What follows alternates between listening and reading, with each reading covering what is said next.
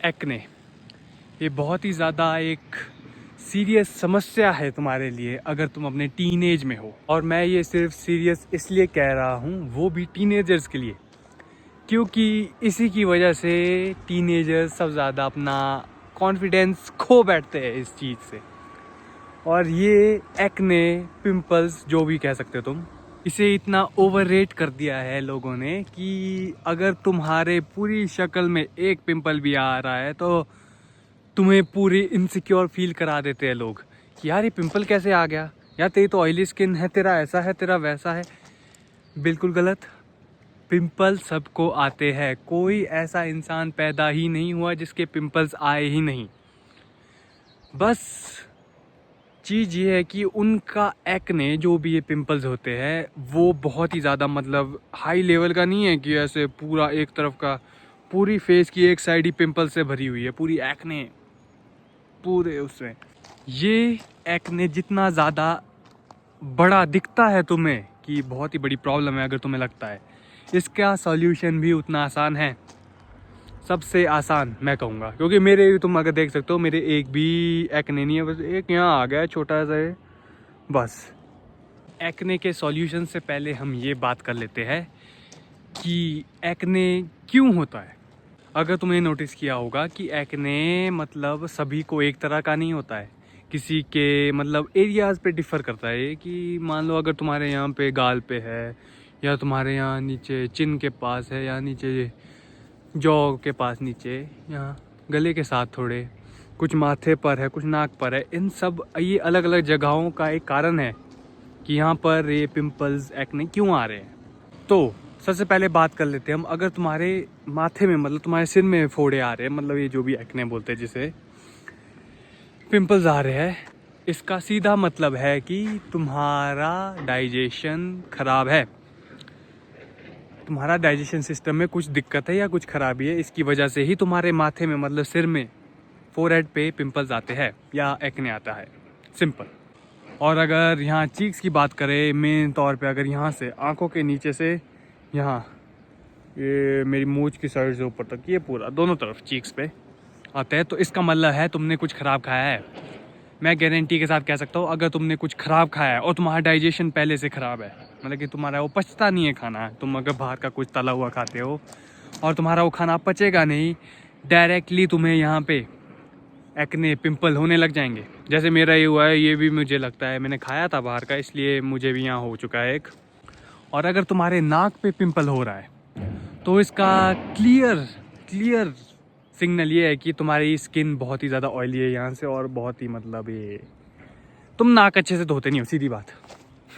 तुम नाक अच्छे से धोते नहीं हो, क्योंकि नाक पे पिंपल बहुत ही रेयर होता है, बहुत ही मतलब ऐसा कह सकते हो तुम 2 महीने में एक बार अगर तुम्हारे पिंपल आ सकता है मिनिमम।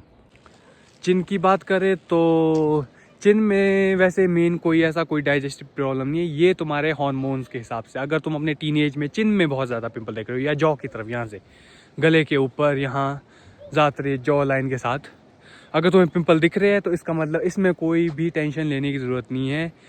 बस अपनी डाइट ठीक रखो, पानी पीते रहो, और ये बस तुम्हारे टीनेज के पिंपल्स है, जो मतलब तुम्हारे 20s, अर्ली 20s में ही ख़त्म हो जाएंगे। बस ध्यान रखना, इससे ज़्यादा छेड़ना मत, नहीं तो एक्ने के मार्क्स होते, या कुछ कह सकते हो तुम, गड्ढे हो जाते बहुत। अब कारण देख लिया हमने, अब सॉल्यूशंस पे बात करते हैं।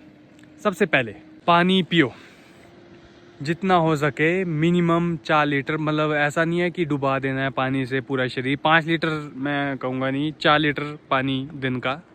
और वो भी सिंपल प्लेन पानी नहीं, मतलब कि तुम बस नलके से निकाला या फिल्टर से निकाला तुमने पानी, पी लिया, गटक दिया, हो गया काम।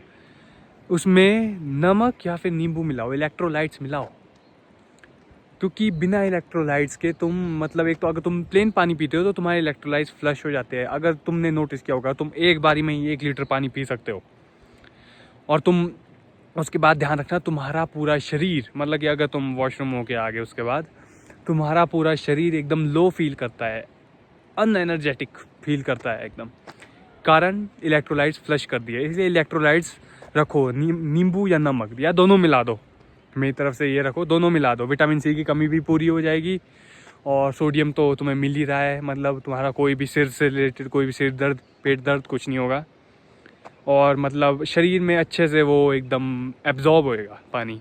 दूसरी चीज़, बाहर का कुछ भी नहीं खाना, मीठा खट्टा नमकीन तला हुआ जैसा भी हो, बाहर का कुछ नहीं खाना। बाहर का खाना छोड़ दोगे अपने आप शक्ल पे मतलब एक्ने ख़त्म हो जाएगा। मेरी गारंटी इस पे। तीसरी चीज़ जो बहुत ही ज़्यादा लोग नेग्लेक्ट कर देते हैं, खाना खाने से पहले, चलो खाना खाने से पहले रहने दो, अपने दिन में कम से कम फ्रूट्स खाओ, वो भी ऐसा इतना ज़्यादा खाओ कि एक टाइम का खाना ही बन जाए वो तुम्हारा।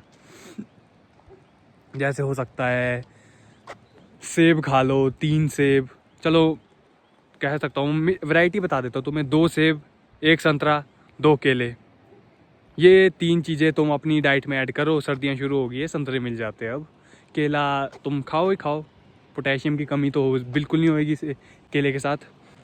चौथी और आखिरी चीज़ सिंपल है, अपना मुंह धो, फेस वॉश के साथ धोना है, चाहे किसके साथ धोना है तुमने, मैं कहूँगा थोड़ा साबुन के साथ मत धोना, हो सके सिंपल पानी के साथ, थोड़ा ऐसा हल्का सा गर्म पानी, मुंह धो लेना रात को सोने से पहले, और सुबह उठते ही अच्छे से मुंह धोना। इसी के साथ मैं चलता हूँ, आरी साइनिंग ऑफ।